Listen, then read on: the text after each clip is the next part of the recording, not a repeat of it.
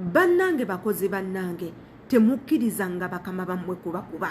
temukkirizanga bakama bammwe okeera ku makya ne beegezaamu okubakuba lwansonga bw'onooleka mukama wo n'agalula oluyi omulundi ogusooka oba okukwata embooko n'akukuba omulundi ogusooka kisuubire okikola omulundi ogwokubiri ajja kikola n'omulundi ogwokusatu olw'ensonga ajja kuba avuddemu okutya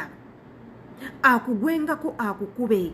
buli we mufunamu obutakkaanya akukube mpaka wanaateeka obulamu bwo mu matigga nga bw'olaba Amina bakama ba Amina baamukuba paka bwe baamutuusaako damage muganda waffe ono apooca yalese obubaka obukambwe ennyo n'agamba tayagala kufa nga talabye ku baana be ayagala atilisiti ne waba nga abalabyeko omulundi gumu bwe gute n'ava mu bulamu bw'ensi ekyo kimumala kubanga awulira takyayina kyasobola kukola omubiri guganye mukosefu munda olw'enkuba gye baamukubamu kyokka ekisinga okusesa mukama wa Amina we baakitegeera nti omwana ono bamukozeeko ebyo byonna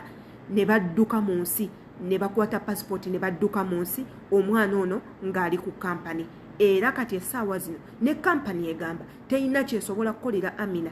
nga tayina katabo ka passport bino tugenda kuba nga tubyogerako wano wembasabira ofollowing page bw'oba bulijjo obadde togifollowinga kwata mu link osinkane ku YouTube channel yange nkolayo obutambi nga buneeno jangu otwegatte kanneetaaga nkubiraako nga oyita ku Instagram followinga ku Instagram onkubire ku TikTok nkozesa Sheila Adita page zange zonna emikutu gyonna nkozesa Sheila Adita page jangu obeere nga onneeyungako ba house manager tubakolera nnyo obutambi bwebuti ne mulowooza kwogera nnyo wabula tuba tubataasa nabagambako edda nti ebintu bwebiti byakolebwanga edda nga baganda baffe tebannafuna bwongo buvaayo kwogera ku zino nsonga kwanika mize na biki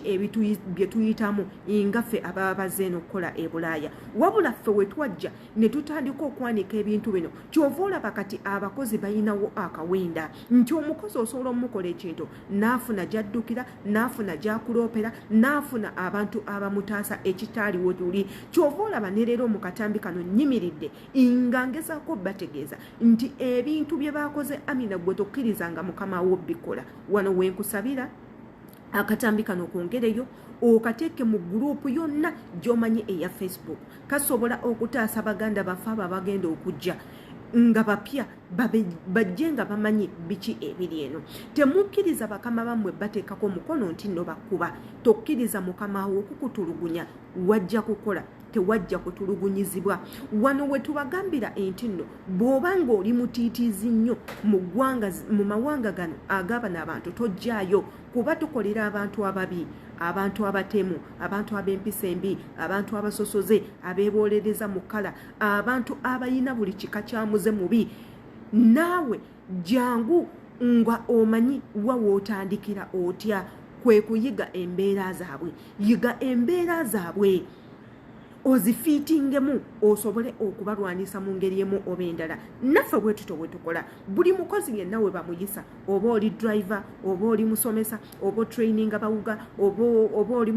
oli nansi oba oli barista oba okola mu restaurant oba okola ffenna bwe bato bwe batuyisa as long as ng'oli mukozi kwebeereramu bwebeerezi bino ebyokubakolangako ebikolobero bo ne badduka kampani nekoza tetugenda kukuyamba toyina passport tetugenda kuzzayo toyina passport ekintu kasita kituuka ku passport bategeerezengawo tugende ku embassy tubagamba nnyo nti ffe tuyina embassy mu mawanga gonna agabuulabu gye mujja okukolera naddala agayina omukono gw'eggwanga lyaffe Uganda waliyo embassy bagambe muntwale ku embassy nfune documents ezinzikiriza okugenda lwansonga passport eyo gwe ogenda claimingayo as a lost passport bw'obeere nga ofuna ebipapula ebikukkiriza okubuuka okujja bwe mutakola ebyo ne mubeera bannakibotte bakukuba okaaba bakutulugunya okaaba ani agenda okukuyamba nga gwe kennyini teweeyambye tandika okweyamba leero omanye ki ky'olina okukola naki ky'olina okuzzaako in case ng'ebintu bikusobedde ebintu bikusobyeko ki ky'olina okukola bano nno bagenda na mbeera